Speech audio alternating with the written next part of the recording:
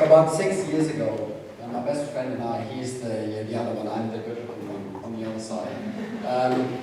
We were stuck somewhere in the middle of the desert in Australia, and we were facing two fairly big problems.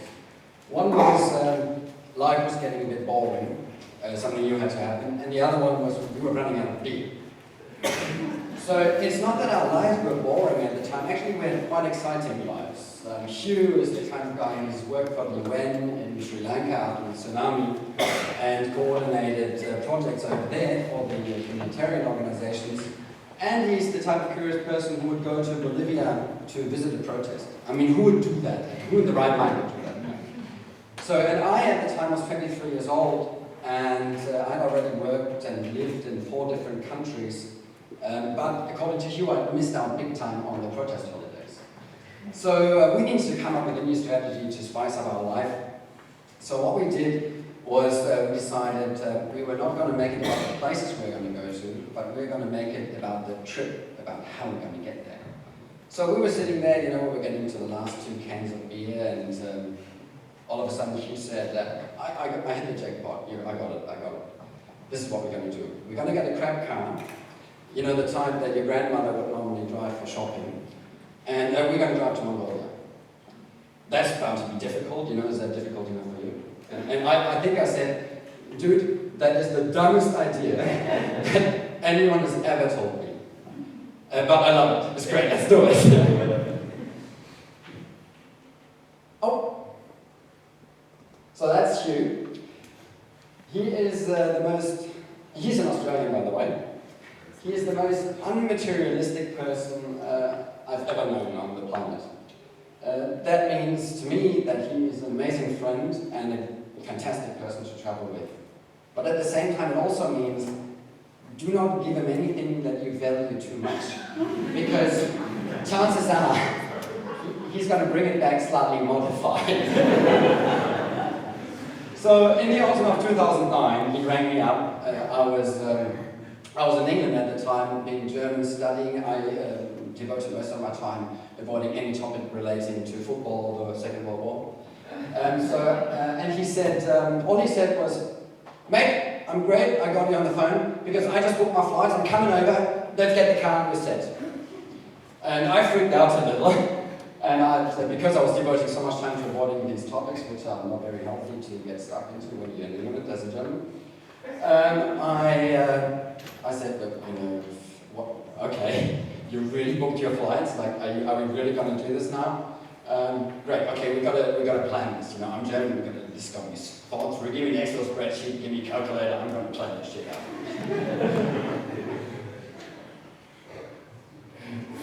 So what really happened was, that's me on the car, we didn't plan anything. We didn't even plan our visas properly, but that's a completely different story that I don't want to get into right now. So what we did though is, last minute, we managed to get a couple of sponsors, which we were really glad about, because they paid for the car. The car was about $500, and they sponsored some of the gear, and off we went. So you've probably had this experience before. You're going to a new place and you have it in your mind, this is what it's probably going to look like. This was my picture. I was going to have an adventure, wide open roads, dirt roads. I've been to Australia before, this is what adventure looks like. Little did I know, because when we got to Tajikistan, it looked like this. And actually on this side, that is the Afghan side, this is the border river, and we're on the Tajik side. So roads were no roads really.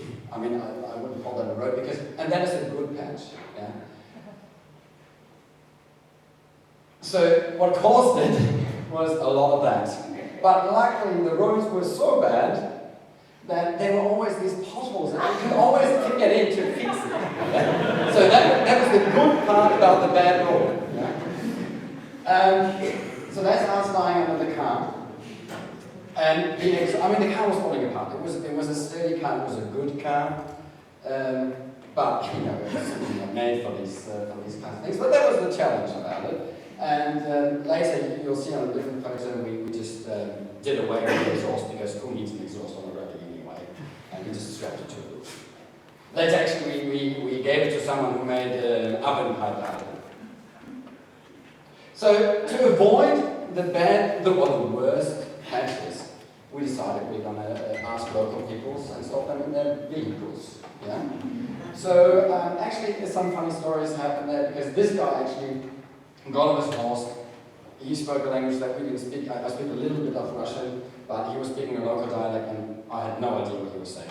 And he spoke to us like, he couldn't understand why we didn't understand him. So we were just talking. And all of a sudden he got this stick. And as you can see, there's some mountains in the background. So what he did was we told him the place we needed to get to that we actually could not pronounce. But he took the stick and he drew something. He drew a couple of mountains on the floor. Actually 4 on one side and 3 on the other. And it looked a little bit like a valley. And what we think, we'll never know, but what we think he tried to tell us was at the 3rd mountain, you just chuck it right. Yeah. So it seemed obvious, yeah.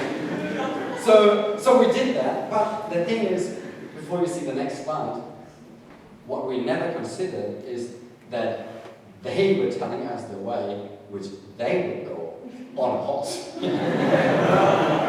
So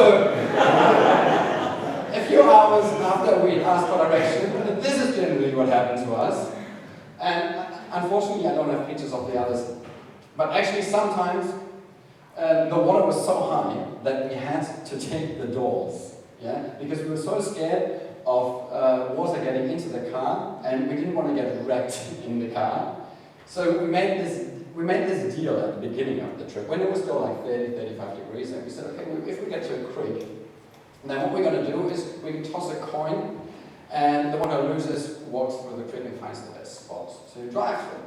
Now, the thing is, we got up to about 4,700 meters on the highest point to the Pamir Highway Plateau, which is the beginning of the Himalaya. And as you can imagine in August, it is not 35 degrees there, yeah? So we basically said, we played that game one more time, and I lost, and I said, fuck it, I'm not getting into that water. So what are we going to do? So we backed up, and the tactics were to go as fast as possible before we hit the water. Yeah. We lost a few things, exterior of the car on the way.